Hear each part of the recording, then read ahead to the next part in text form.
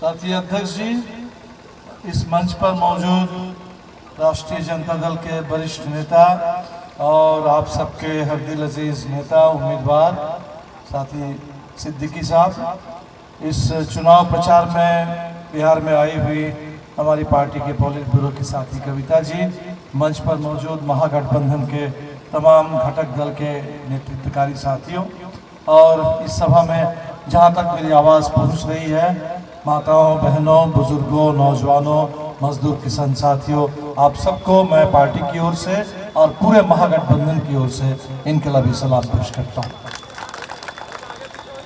चुनाव का आज दूसरा चरण है और करीब करीब अब वोट खत्म होने वाला है और संयोग से एक बड़ा महत्वपूर्ण चुनाव अमेरिका में भी आज हो रहा है।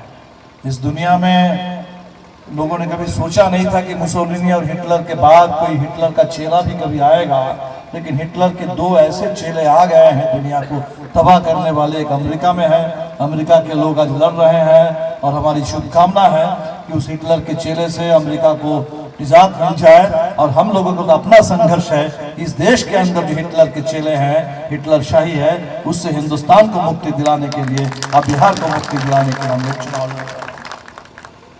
तो बिल्कुल इस चुनाव में दो अच्छी बात हो गई। एक तो इन लोगों ने जो सोचा था कि कोरोना काल का चुनाव है और लोग शायद बहुत वोट डालने घर से निकलेंगे नहीं डर के मारे, हम लोगों ने चुनाव आयोग से दरखास्त किया था, बिहार के सभी विपक्षी दलों ने, कि कोरोना महामारी का दौर है और आप कह रहे हैं कि इस देश में अभी बहुत खतरा है, तो क्यों नहीं चुनाव की तिथि कुछ आगे बढ़ा दी जाए। लेकिन नीतीश कुमार ने, नरेंद्र मोदी ने, दिल्ली पटना की दोनों सरकारों ने कहा कि बिल्कुल नहीं, इसी वक्त एकदम चुनाव होना चाहिए। तो यही सोच करके लोगों ने कहा होगा कि अभी कोरोना काल में अगर चुनाव हो जाए, लोग बहुत ज़्यादा डर के मारे वोट डालने नहीं निकलेंगे, तो चुपके से इस चुनाव को इस बार हम लोग चुरा लेंगे। लेकिन बिहार की जनता को मैं सलाम करता हूँ, बिहार की जनता ने इसको भांप लिया और कह दिया कि ये चुनाव आपके चुराने के लिए नहीं हो रहा है, ये चुनाव सरकार को बदलने के लिए हो रहा है, ये चुनाव लोकतंत्र और संविधान की हिफाजत करने के लिए और नौजवानों के रोजगार के लिए, शिक्षा के लिए, अपनी खेती को बचाने के लिए हो रहा है। तो ये एक जो संदेश चला गया और खासकर ये जो गठबंधन बना और पहली बार भाकपा माले का लाल झंडा और राजद का हरा झंडा, कांग्रेस का भी जो पंजा छाप तिरंगा झंडा सब एक साथ आ गए और इससे इतनी खुशी लोगों में है, इतनी जबरदस्त ऊर्जा, हिम्मत और ताकत का एहसास लोगों को हुआ है। मैं तो घूम रहा हूँ पिछले एक महीने से, मैं देख रहा हूँ कि गांव में जबरदस्त लोगों में उत्साह।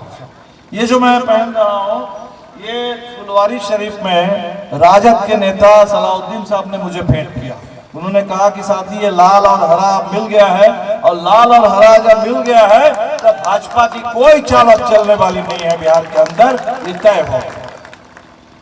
ये अच्छी बात है। तो हमारा गठबंधन बना, हमारा गठबंधन एकजुट है और एनडीए टूट रहा है, लगातार टूट रहा है। महाराष्ट्र में टूट गया, अभी जो किसानों के खिलाफ कानून पारित हुए, इसके चलते पंजाब में एनडीए गठबंधन टूट गया। अकाली दल जो भाजपा के बहुत पुराने सहयोगी दल है, शिवसेना की तरह, उनकी जो मंत्री वहाँ मोदी जी के मंत्रिमंडल में अकाली दल की ओर से जो मंत्री थी, उनको इस्तीफा देना पड़ा। सिर्फ अकाली दल नहीं, भारतीय जनता पार्टी के सारे नेता थोक भाव से इस समय पंजाब में इस्तीफा दे रहे हैं। वो कह रहे हैं मोदी जी से कि किसानों से पंगा लेना महंगा पड़ेगा और किसानों से पंगा लेकर के पंजाब में हम कतई भारतीय जनता पार्टी नहीं कर सकते हैं और सब लोग इस्तीफा दे रहे हैं। तो वहां भी टूट गया और हम देख रहे हैं कि यहाँ भी टूट गया। सबसे पहले लोजपा वालों ने मोर्चा खोला, भाजपा वालों ने शायद कहा कि हाँ खोल दो मोर्चा नीतीश जी के खिलाफ, और अभी चुनाव में आकर के बड़ा गजब का देख रहा है कि पहले तो कह रहे थे कि नीतीश कुमार हमारा चेहरा है, लेकिन अचानक आ गया चुनाव में सिर्फ मोदी जी की फोटो चारों तरफ, भाजपा है तो भरोसा है ये कह करके। और ये लोग शायद जो कहते थे कि डबल इंजन की सरकार है, तो बिहार में लोग अब देख रहे हैं कि डबल इंजन लेकिन सिंगल ड्राइवर है। डबल इंजन के अब दो ड्राइवर नहीं दिख रहा है, एक ही ड्राइवर है मोदी जी। और कल तो आने वाला दिन ऐसा भी होगा कि अब तो विधानसभा का चुनाव है, कल तो पंचायत के चुनाव में भी, मुखिया के चुनाव में भी मोदी जी की ही फोटो लेकर के लोग आएंगे कि मोदी जी मोदी जी मोदी जी। ये जो पूरे देश के अंदर जो एनडीए जो कहते थे कि भाई हम लोगों को गठबंधन बनाना आता है, चलाना आता है, वाजपेयी जी ने एक शब्द इजाद किया था गठबंधन धर्म, गठबंधन धर्म निभाना आता है। इनको कोई धर्म निभाना नहीं आता है, न हिंदू धर्म निभाना आता है, न राज धर्म निभाना आता है, न गठबंधन धर्म निभाना आता है। ये सारे धर्म के दुश्मन हो गए। तो गठबंधन इनका टूट गया और इनकी बोलती बंद हो गई। अभी कविता जी ने बताया कि किस तरह से जो हमारा संकल्प पत्र बना महागठबंधन का, जिन मुद्दों पर आज पूरा बिहार बोल रहा है।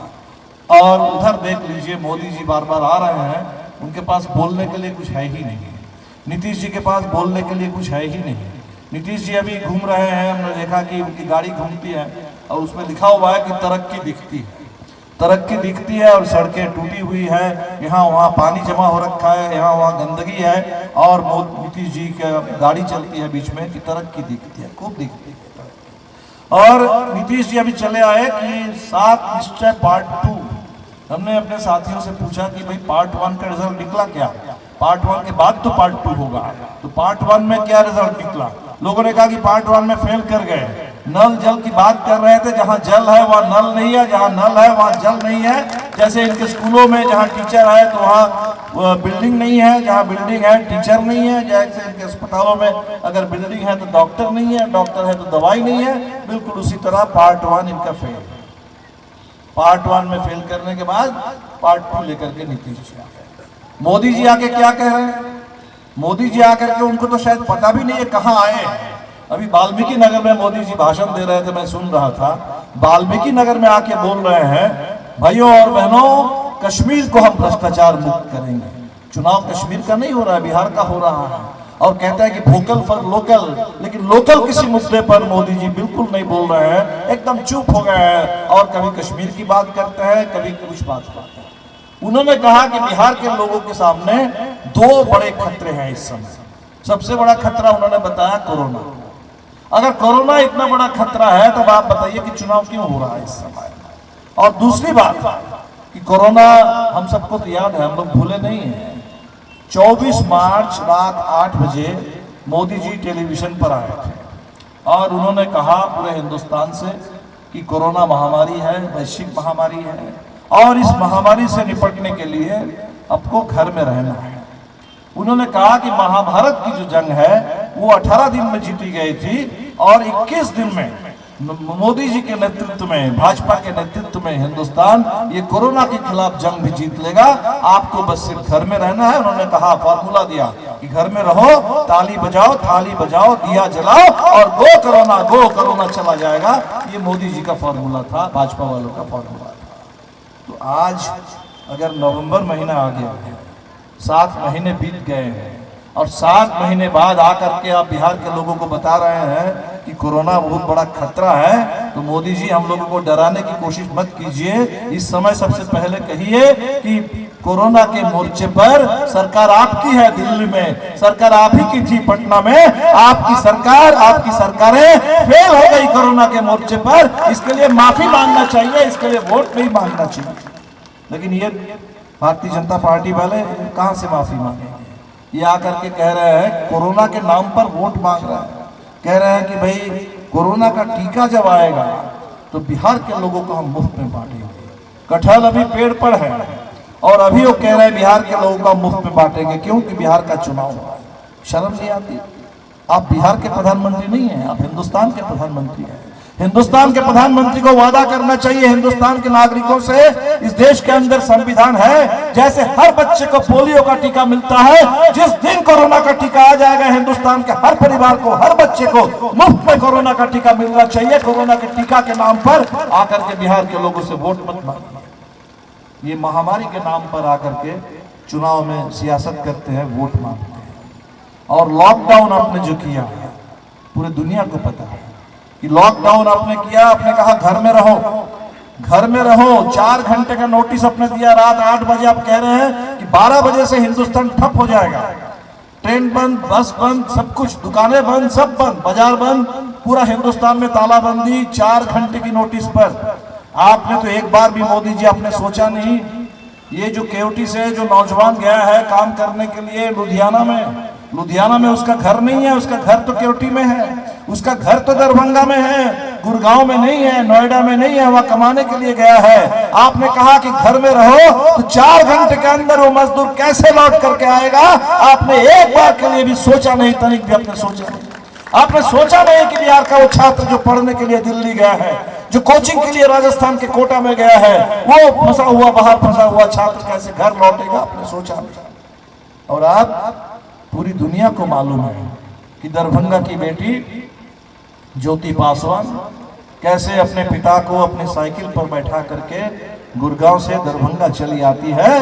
लेकिन देख लीजिए भाजपा वाले वो वोट मांग रहे इस नाम पर भी कि बिहार के मजदूरों को सकुशल घर पहुंचाया, इसके लिए भारतीय जनता पार्टी को वोट दो। आपको वोट नहीं मिलने वाला, आपको तमाचा मिलेगा इस चुनाव में पूरे बिहार के अंदर। और गांव गांव में लोगों ने ठान लिया है ये चुनाव स्वाभिमान का चुनाव है। पीड़ा हम लोगों ने बहुत झेली है, पूरे देश के मजदूर, किसान, गरीब और बिहार के अंदर तो खास तौर पर पीड़ा और संकट अपनी जगह पर है, उसके खिलाफ हम लड़ते रहे हैं। लेकिन ये जो जले पर नमक छिड़कने का काम आप कर रहे हैं, ये जो अपमान आप कर रहे हैं, एक तो नीतीश जी ने अपमान किया 2015 के बाद, बाहर उस गठबंधन में आकर के जनादेश मिलने के बाद जनादेश घोटाला किया।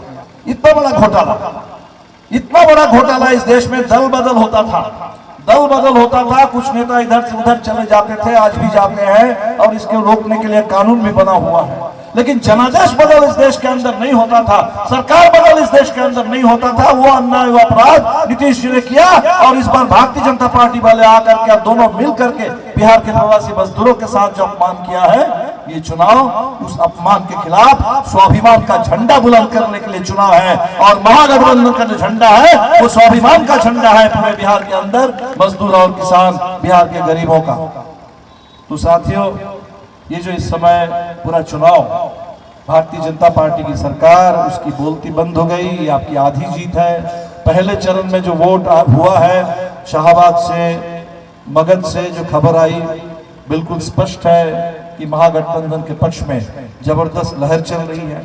और आज भी सुबह से जो खबरें आ रही है, हमने पूछा है सीवान के साथियों से, आपके गोपालगंज के लोगों से, पटना के साथियों से, इधर भी बिहार में आपके शायद मुजफ्फरपुर के भी एक हिस्से में आज चुनाव हो रहा है, मिथिला के एक हिस्से में आज चुनाव हो रहा है, जहां भी चुनाव हो रहा है, सुबह से लाइन जो लगी हुई है, जो लंबी कतार जो लगी हुई है चुनाव में, वो लंबी कतार बता रही है कि नीतीश कुमार जी का समय समाप्त हो गया है और बिहार बदल रहा है, हिंदुस्तान बदल रहा है।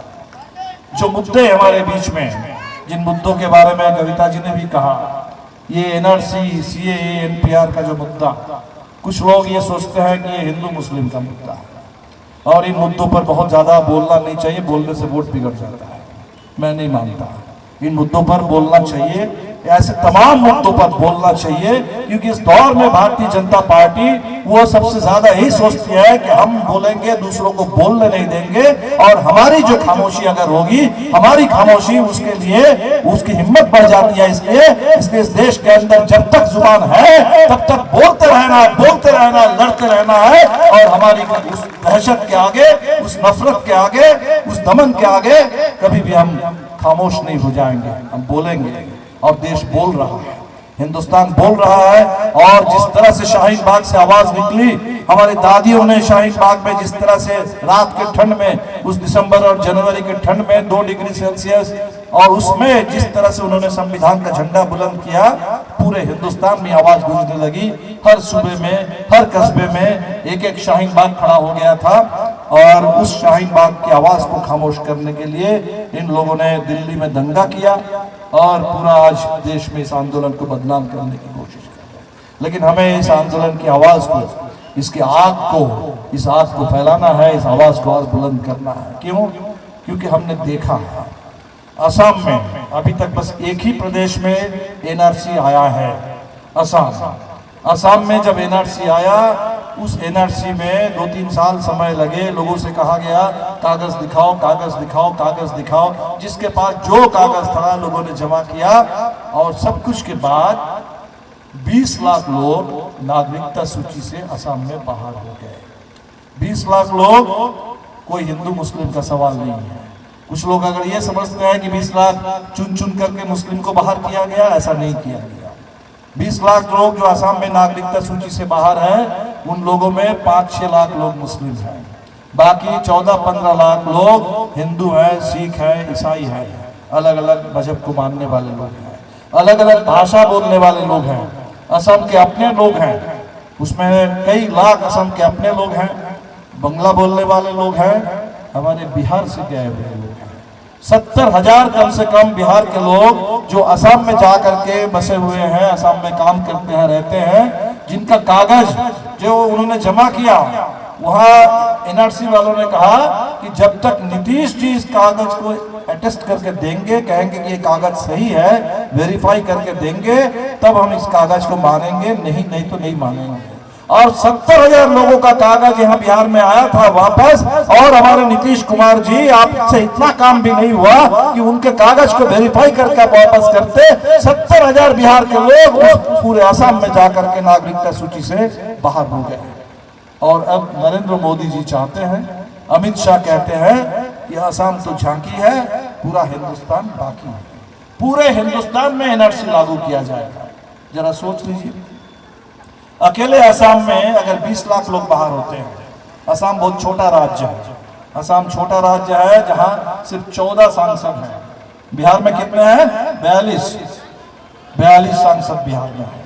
बंगाल में 40 है, बंगाल में शायद इस समय 42 है। तो बिहार और बंगाल में जब ये एनआरसी लागू होगा तो कितने लोग बाहर हो जाएंगे? पूरे हिंदुस्तान में अगर एनआरसी लागू होगा, कितने लोग बाहर हो जाएंगे? कौन लोग बाहर होंगे? सबसे ज्यादा हिंदुस्तान के गरीब, जिनके पास जमीन नहीं है तो जमीन का कागज होने का कोई सवाल नहीं है, जिनके पास कोई अपने जन्म का अभी भी पूरे देश में रजिस्ट्रेशन का सर्टिफिकेट नहीं मिलता है, बर्थ का भी। तो इसलिए इस समय हम जो देख रहे हैं, अरे मोदी जी से देख लीजिए ना, मोदी जी पिछले 7 साल से कह रहे हैं कि मेरे पास एमए की डिग्री है, पूरा हिंदुस्तान कह रहा है कि मोदी जी अपनी डिग्री दिखाइए, डिग्री दिखाइए। तो जिस देश के प्रधानमंत्री अपनी डिग्री नहीं दिखा पाते हैं और उस देश के गरीबों से कहते हैं कि कागज दिखाओ, कागज दिखाओ, कागज दिखाओ, इस देश के अंदर यह अन्याय नहीं चल सकता। और इसलिए ये बहुत बड़ा मुद्दा है, संविधान पर हमला, नागरिकता पर हमला। क्योंकि हम अगर वोट डालते हैं, हम क्यों वोट डालते हैं? वोट डालने का अधिकार हमें इसलिए मिला हुआ है क्योंकि हम इस देश के नागरिक हैं। हमारे पास जो राशन कार्ड है, हमारे पास जो जॉब कार्ड है, बैंक में हमने खाता खोला है, उसका जो पासबुक हमारे पास है, ये सब कुछ इसलिए है क्योंकि हम इस देश के नागरिक हैं। लेकिन उस नागरिकता पर अगर कोई सवाल खड़ा करेगा, इसका मतलब वो हमारे सारे अधिकारों को छीनना चाहता है, इसका मतलब वो हमारी पहचान को मिटाना चाहता है और हमें हिंदुस्तान में हमें जड़ से अपने सारे अधिकारों को वहां उखाड़ के नष्ट करना चाहता है। और इसलिए बताना जरूरी है कि सरकार को हमने चुना है, जनता सरकार को चुनती है, सरकार जनता को नहीं चुनती। इस देश के नागरिकों ने वोट दे करके अगर सरकार को बनाया और वो सरकार वापस आकर के हमसे ही अगर नागरिकता के बारे में सबूत मांगे, तो ऐसी सरकार को एक मिनट भी गद्दी पर बैठे रहने का कोई अधिकार नहीं है। ऐसी सरकारों को गद्दी से उतार देना चाहिए। इसीलिए ये हिटलर शाही और हिटलर शाही को शिकस्त देना, बिहार का चुनाव एक शुरुआत है, एक जबरदस्त शुरुआत है, एक धमाकेदार शुरुआत है। और बिहार से जब आवाज निकलेगी, पूरे देश में आवाज गूंजेगी। ये जो महागठबंधन हम लोगों का बना, महागठबंधन में जो पार्टियां हैं, पार्टी तो 5 है, लेकिन अगर आप विचार के धरातल पर बात करेंगे तो महागठबंधन में उन सभी विचारों के लोग हैं जो आजादी के आंदोलन में जो लोग शामिल थे। हम लाल झंडे वाले, हम भगत सिंह के वारिस हैं। इस देश के अंदर कांग्रेस के लोग जो गांधी जी के रास्ते पर चलने वाले लोग हैं, नेहरू के रास्ते पर चलने वाले लोग हैं। समाजवादी लोग, जब हम जेपी आंदोलन की बात करते हैं, जयप्रकाश जी का नाम लेते हैं, तो जयप्रकाश जी महज 1974 का आंदोलन के नेता नहीं थे। जयप्रकाश जी 1942 के आंदोलन के, भारत छोड़ो आंदोलन के भी नेता थे। और वो जो समाजवादी धारा के लोग हैं, वो आज राष्ट्रीय जनता दल में हैं, बहुत सारे ऐसे दलों के अंदर हैं। तो हम सारे अंबेडकर को मानने वाले लोग, कुछ लोग अंबेडकर को नहीं मानते कि आजादी के आंदोलन के नेता थे। हमने कहा कि आजादी के आंदोलन के तमाम नेताओं में अगर नाम लेंगे तो सबसे पहले उसमें भगत सिंह के साथ साथ बिल्कुल अंबेडकर का भी नाम लेना चाहिए, क्योंकि अंबेडकर ने न सिर्फ संविधान लिखा इस देश के अंदर, बल्कि इस देश में जो सामाजिक गैर बराबरी है, सामाजिक गुलामी है सदियों से, उस गुलामी को खत्म करने के लिए उन्होंने बराबरी का रास्ता दिया और हिंदुस्तान के करोड़ों करोड़ दलितों, शोषितों को, उत्पीड़ित लोगों को उन्होंने कहा कि शिक्षित बनो, संघर्ष करो, संगठित हो, और एक संविधान दिया सामाजिक बराबरी के लिए, आर्थिक बराबरी के लिए, राजनीतिक आजादी के लिए। इसलिए हमारे पास भगत सिंह है, गांधी है, अंबेडकर है। हमारे आईसा के छात्रों ने तो नारा दिया, नए भारत के वास्ते भगत सिंह अंबेडकर के रास्ते। लेकिन इनके पास मुसोलिनी और हिटलर। ये स्वदेशी की बात करने वाले आरएसएस वाले 1925 में जब आरएसएस संगठन बना, उस समय उनको भारत के आजादी के आंदोलन से प्रेरणा नहीं मिल रही थी, इससे ऊर्जा नहीं मिल रही थी, उनको ऊर्जा और प्रेरणा मिल रही थी जर्मनी में हिटलर और इटली में मुसोलिनी से। और इसीलिए ये चुनाव, बिल्कुल ये कहने के लिए ये चुनाव है कि हिटलर और मुसोलिनी को अपने पास रखो। ये मुसोलिनी और हिटलर नहीं, यहाँ गांधी, भगत सिंह, अंबेडकर चलेगा, या मुसोलिनी और हिटलर हिंदुस्तान में नहीं चलेगा। तो बहुत जबरदस्त एक चुनाव है। आपसे बस यही गुजारिश करते मैं अपनी बात खत्म करूंगा कि आप 7 तारीख को जब वोट डालेंगे, आप समझ लीजिए आप आजादी की लड़ाई लड़ रहे हैं। इससे छोटा कुछ नहीं। आज पूरे हिंदुस्तान में किसान कह रहे हैं कि ये जो कंपनी राज हमारे ऊपर थोप दिया गया, ये अदानी अंबानी कंपनी राज, ये ईस्ट इंडिया कंपनी को लौटाने की कोशिश हो रही है। आज जो आलू और प्याज अचानक इस चुनाव के बीच में जो भागने लगा है, आलू कितना रेट मिल रहा है यहाँ? 40, कहीं कहीं तो लोग बोल रहे हैं कि 45, 50, प्याज 60, 80, 100 हो जाएगा। ये आलू और प्याज अचानक क्यों पागल हो गया? ये मोदी जी के कानून के चलते। बस मैं यही बात करके खत्म करूंगा। मोदी जी के जो 3 किसान विरोधी कानून है, ये बहुत ही खतरनाक कानून है, जिन कानूनों को किसानों ने समझा, लेकिन अभी भी हम लोग बहुत लोग समझ नहीं पा रहे हैं। मोदी जी ने कानून बदल दिया देश का। इस देश में कानून था आवश्यक वस्तु अधिनियम। आवश्यक वस्तु अधिनियम में था कि इस देश में जो खाने पीने के लिए जरूरी चीजें हैं, इन चीजों की मुनाफाखोरी, इन चीजों की जमाखोरी नहीं चल सकती। इसकी जो जमाखोरी करेगा, मुनाफाखोरी करेगा, वो कानूनन वो जुर्म है और इसके लिए सजा मिलेगी। मोदी जी ने इस कानून को बदल दिया। इसका मतलब कि आलू और प्याज अब इस देश में आवश्यक वस्तु नहीं है। तो जो किसान जब आलू उत्पादन करेगा, प्याज उत्पादन करेगा, जब किसान को पैसे चाहिए होंगे, उस समय ये बड़े कंपनी वाले आ जाएंगे, सस्ते दर पर किसान से खरीद लेंगे और जितनी मर्जी खरीद लेंगे, खरीद करके बड़ा भंडार करके जमा करके रखेंगे और बाद में उसी आलू और प्याज को महंगा बेचेंगे इस देश के आम लोगों के बीच में। इस देश के गरीबों की थाली से आलू प्याज भी, दाल के साथ साथ वो भी गायब हो जाएगा। किसान मारे जाएंगे, लूटे जाएंगे और अदानी और अंबानी की चांदी होगी। इस देश में आलू प्याज बेचने का काम भी पेट्रोल और डीजल के साथ साथ और जियो टेलीफोन के साथ साथ अंबानी वाले करेंगे। और अदानी के पास अब रेलवे भी दे दिया जा रहा है। हवाई जहाज और बंदरगाह के साथ साथ इस देश के रेल लाइन भी, रेलवे स्टेशन भी, रेल की गाड़ियां भी अब चलाने का काम अदानी वाले करेंगे। इसलिए बहुत खतरनाक दौर है। इस निजीकरण को रोकना है, इन नीतियों को बदलना है और इसलिए एक बड़ी लड़ाई देश के अंदर चाहिए, बड़ी एकता चाहिए। वो एकता बिहार में बनने लगी है और बिहार में जब एकता बनेगी, पूरे हिंदुस्तान में लोगों का भरोसा जगेगा। ये चुनाव एक शुरुआत है और इस शुरुआत में हम सब लोग साथ साथ हैं। इसलिए जम करके वोट दीजिए 7 तारीख को।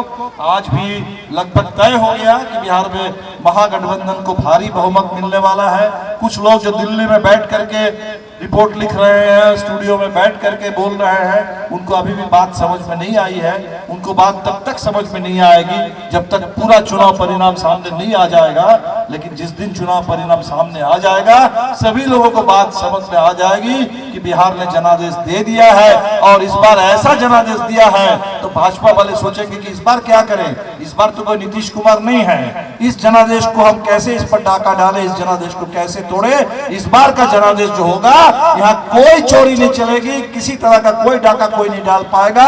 ये जनादेश बहुत मजबूत होगा, टिकाऊ होगा और ये सरकार आगे बढ़ेगी, चलेगी। और जनता के आंदोलन के जो मुद्दे जो हमारे साझा एजेंडा में आ गया है, ये मुद्दों पर हम जनता की जीत होगी। इसी के लिए मैं आप तमाम लोगों का शुक्रिया अदा करता हूं, आपको बधाई देता हूं, आपको सलाम करता हूं और आप सबों से कहूंगा कि 7 तारीख एक वोट दे करके रिकॉर्ड बनाइए, सुबह से लेकर शाम तक वोट डालिए और कोरोना काल में बता दीजिए कि हिंदुस्तान में लोकतंत्र जिंदा है, बिहार के अंदर संविधान जिंदा है, बिहार के गरीबों के पास, बिहार के तमाम बहादुर नौजवानों के पास वो ताकत है जिस ताकत के आगे कहीं कोई हिटलरशाही किसी देश में चल नहीं सकती। बहुत बहुत शुक्रिया। इनकलाब जिंदाबाद। नेशनल दस्तक की आपसे गुजारिश है कि अगर इसको बचाना चाहते हैं तो नेशनल दस्तक को सब्सक्राइब करने के लिए रेड कलर के सब्सक्राइब बटन को दबाएं,